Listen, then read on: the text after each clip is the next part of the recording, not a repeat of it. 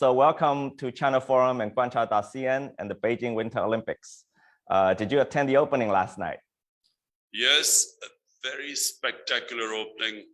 I must say, I haven't seen such light effects like I saw yesterday. Very spectacular. Yeah, it was quite a show. So Prime Minister Khan, you're not an ordinary world leader.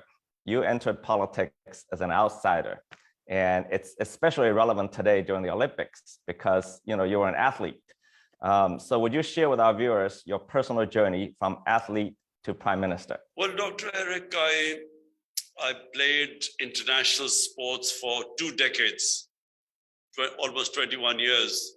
And it's one of the longest playing careers of an international athlete. When I left my sport, normally athletes stay in the sport for the rest of their lives. Because if you reach a certain status in sport, in other words, if you become, in a world class or someone who's performed very well during his sporting career, then the rest of your life you have the easy way to commentate on it, be in the media, do whatever, coach. So all these avenues are open for you. But when I left my sport, I never wanted to go back to it because I always feel that the human potential God has given us, all of us, enormous potential. But that potential only you can achieve if you keep challenging yourself. The moment you stop challenging yourself, there's no such thing as a plateau in life. Either you're going up, and the moment the challenge goes, you go down. So this is how the Almighty has made us human beings. So I always wanted to leave the sport after I'd finished because it was an easy life and I didn't want to stay in that life. So I first built this cancer hospital after I left sport. Because there was no cancer hospital in Pakistan, and it was the biggest charitable institution in the country too. It still is, and I have built now a second cancer hospital from donations, and I'm in the process of building a third one. And I built 2 universities, and all of these are charitable. They are not commercial. They are basically for people who can't afford quality university education. Most people can't afford cancer treatment. So these are more or less 75% free in the hospital treatment, cancer, and 90% of the people in the universities get free education. So that was the way I was headed. And then I decided to go into politics because I realized that our country was being destroyed by crooked politicians. My belief is that countries are poor only because of corruption. And corruption is a symptom of not having rule of law. And by rule of law, I mean that a country that cannot bring the powerful crooks under the law, they become banana republics, they become poor countries. And that's why I came into politics. And I had what should I say? My manifesto was based on 2 principles. One was rule of law, and second was to make Pakistan a welfare state. That's why I came into politics 25 years ago. And I struggled for 22 years before I finally got into office. Yes, that's what an inspiring story. So Prime Minister, my first serious question is about Afghanistan. Afghanistan is a neighbor of both Pakistan and China. How do you see the situation there evolve in the near future? What should be the role of China in helping stabilize the country, if any? And also many in the United States have blamed Pakistan's support for the Taliban in America's failure in Afghanistan. What would be your take on that accusation? Well, firstly, the Americans did not study the history of Afghanistan. There is a saying that those who do not learn from history are condemned to repeat it again. So anyone who understood the history of Afghanistan would never have done what the Americans did. And I was the one who from day one kept saying that the Americans would militarily, they will not succeed in Afghanistan. First of all, they were never clear on what they were trying to achieve in Afghanistan. Was it nation building? Was it democracy? Was it liberating the Afghan women? They had no clear aims. If anything, once Osama bin Laden was killed by the Americans, their mission should have been over, because theoretically, they only came to fight Al-Qaeda. But Al-Qaeda was decimated in Afghanistan in the first 2 years. So what they were doing after that, none of the Americans themselves knew what they were doing there. So when you have no clear aims of why you've invaded a country, it was always going to be a failure. And secondly, they don't understand the Afghan character. The people of Afghanistan do not accept foreigners in their country ruling them. They do not accept control from outside. They are one of the most independent-minded people. So anyone who thinks who can control the people of Afghanistan or occupy them, they haven't read the history. So I used to keep saying throughout 20 years that there was not going to be a military solution, because I know the history of Afghanistan. My ancestors came to India from Afghanistan. So, and I read the history. So unfortunately, no one understood, because the generals believed in their firepower and they thought, they were invincible. But if a people do not want to be ruled, you cannot rule them. If a people do not accept a foreign invader, he will always find it difficult to control them for long. So number one, the whole mission of the US was based on false premise and had no clear goals, and it was never going to succeed. Now what has happened is that after 40 years, actually there is no conflict in Afghanistan anymore. There is no civil war going on. There's no fighting in Afghanistan. But the problem that Afghanistan faces is that in the US, somehow they cannot distinguish between the Taliban government and the 40 million people of Afghanistan. And the danger is that in trying to punish by sanctioning the government, the Taliban government, they will end up, there is a huge humanitarian crisis unfolding in Afghanistan. And this is what should be avoided. I have raised my voice on every forum. I'm meeting President Xi tomorrow. I will be saying the same thing to him. If Afghanistan descends into chaos because of the sanctions, because already, even when the Americans were there, half of the population was below the poverty line. So when a country that its budget depended 75% on foreign aid, when you cut off the aid and then sanction the country, this could be the biggest man-made humanitarian crisis. So what China, Pakistan, the neighbors, the Europeans, everyone what they must do is convince the Americans that this is not the way to go about dealing with Afghanistan. Because in the end, if there's chaos in Afghanistan, the reason why the Americans first landed in Afghanistan was because of terrorism.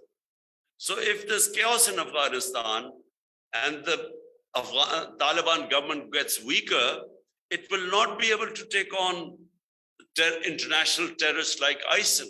Yes, indeed. So Pakistan and China, of course, have enjoyed perhaps one of the most durable partnerships in international relations. And this relationship is deepening in a more turbulent world, especially in the two countries' cooperation with the Belt and Road Initiative. The Guancha port, for instance, is becoming a strategic project. Now, many in the West view it with suspicion. There have also been fear of opposition against it within Pakistan. So how do you see it, and what can the two countries do to foster a more mutually beneficial relationship that also contributes to the region? Well, I do not understand why there is this suspicion about CPEC and the Gwadar port. It makes no sense because as far as Pakistan is concerned, and let me tell you as the Prime Minister, my number one priority is the 220 million people of Pakistan. Yes. About over almost 25 to 30% of our population is below the poverty line. And Pakistan has really, especially in the past 30 years, we have really gone down because of these two families taking turns to loot the country. And of course, then joining the US war on terror, which was a disaster for Pakistan. Pakistan should never have participated in the war. You know, while the US lost 2,000, 3,000, 4,000 people in the entire 20 years since 9/11, Pakistan lost 80,000 people. And we had over $100 billion lost to the economy. So our top priority right now is to look after our people. And our whole emphasis, my government's emphasis, is on geoeconomics. We want to build our economy now and to lift our people out of poverty, taking a cue from China. What China achieved is really what we look towards China as a role model, because never has any nation taken so many people out of poverty in such a short space of time as did China. So this is really my main concern, that how do I lift people out of poverty? How do I create wealth in my country? And we see CPEC and Gwadar as a great opportunity for our geoeconomics. And I think this is not exclusively just between Pakistan and China. We invite any other country to come and join in and invest in CPEC projects. Yes, indeed, the economic opportunities are great going forward. So now I want to talk about India a little bit. So China and India have had a difficult period of tension in the past 2 years. It has somewhat stabilized in recent months.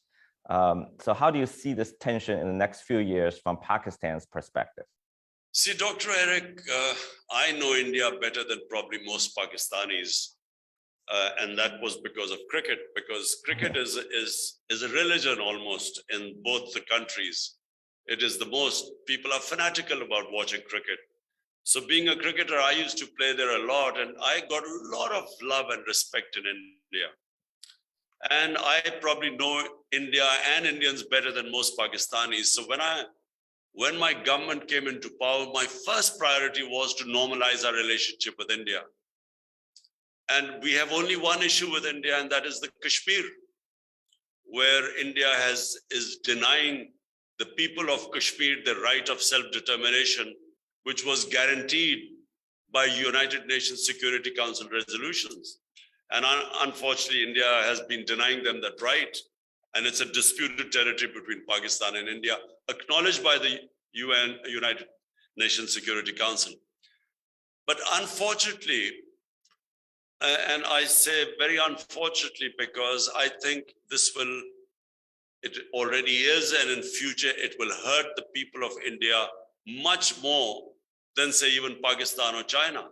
So what is happening in India is this government which only thinks that India belongs to Hindus. And in doing so, it is basically marginalizing something like 600-700 million human beings who are now considered second-class citizens, including the 200 million Muslims in India. So it is a terrible situation for India. And I must say, as someone who knows India, I think it's a great tragedy that has happened to India. And that's why India is having problems from within, and it is having problems with its neighbors. And we just hope that better sense prevails there. Because as things are going, I think India is going to damage itself much more than anyone else. Oh, this certainly sounds concerning. So, Prime Minister, how do you see Pakistan's relationship with the United States in the next several years? With its failures in both Iraq and Afghanistan and many internal problems, the US seems to have lost much of the hegemonic power it acquired at the end of the Cold War. Are we moving towards a more multipolar world order? And how do you see the rivalry between China and the US in this new global situation? And where would you place Pakistan in this new situation? Dr. Eric, look, anyone who's a student of history, like I'm sure you are, I certainly am, there is no such thing as any one nation staying on top forever. It just doesn't happen. All nations go through the same. They go through a period of real self-belief and hard work, and they're motivated, and they just forge ahead of other nations. But there always comes a time when that nation relaxes. It gives it sort of loses that motivation, and then some other nation comes up. This is a human history. The last thing the world wants is another Cold War.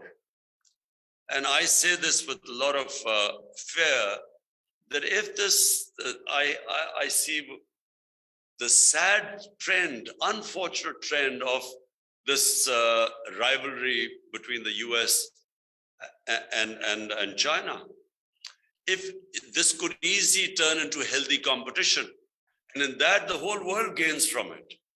But if it goes into a Cold War type situation, like we witnessed, after the Second World War between the Soviets and the US, I think the world does not want another Cold War.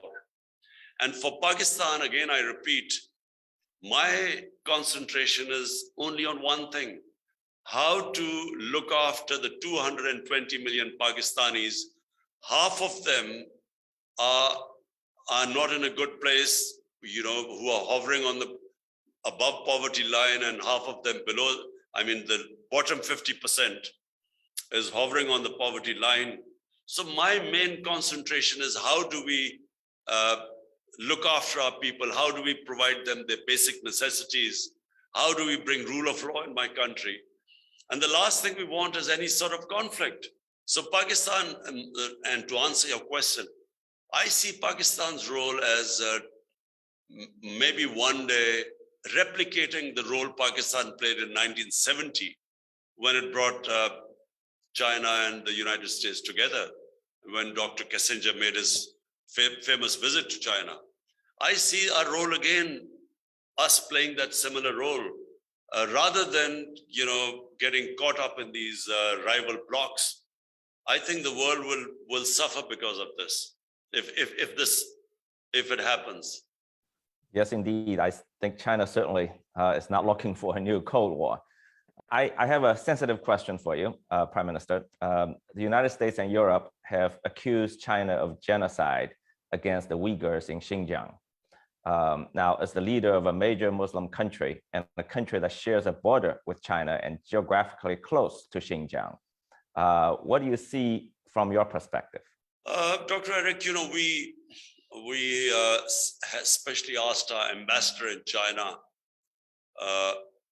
Moin al-Haq, to go and have a look in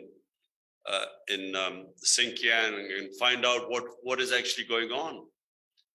And the report he gave to us was completely different to what is coming out on the Western media. According to him, there is more development taking place.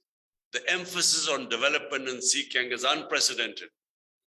He did mention that there were terrorist attacks by ETIM, and therefore, because of that, there is a certain security issue. But, the sort of things we were told don't exist in Xinjiang and against the Uyghurs. Well, that's a lot of information. Thank you, Mr. Prime Minister. So my last question, we all know Pakistan has been a great and close friend of China's for many, many years. We call you Batie, as you know, and we all wish Pakistan well. So please tell us, what is your long-term vision for your country? Dr. Eric, let me say first of all that, United States has been also a good friend of Pakistan, but it hasn't been a sort of like with China, an all-weather friend. There have been times when the US has been very friendly, but then, when they think Pakistan is not of use to them, then we get abandoned, and then they again sort of become friendly. For instance, Pakistan became a frontline state against the Soviets in Afghanistan. So Pakistan became a friend of US, and sort of they even helped us and they were good to us. But the moment the Soviets left, they slapped sanctions on Pakistan. But then 10 years later, when again 9/11 happened, they again became very good to us. But then when they could not win in Afghanistan, then we were blamed for this debacle, what took place in Afghanistan. So with US, it's not really been what it has been with China, an all-weather friend. China, for 70 years, our relationship, it has been consistent. Pakistan has at every possible forum stood with China. And China, whenever Pakistan has needed China, China has stood with us. And so it's gone deep into our public. It's a peoples to people thing now. It doesn't matter whether Imran Khan is in power or someone else is in power. Whoever comes to power in Pakistan will always have a very close friendship with China, because it's a people to people friendship. Yes, of course. I think we feel the same here. Thank you, Mr. Prime Minister, for your time. It's been a great honor. And I think you'll reach a lot of Chinese audience. And thank you very much for being at the Olympics and show your great support for this amazing event. Thank you, Dr. Eric. Thank you.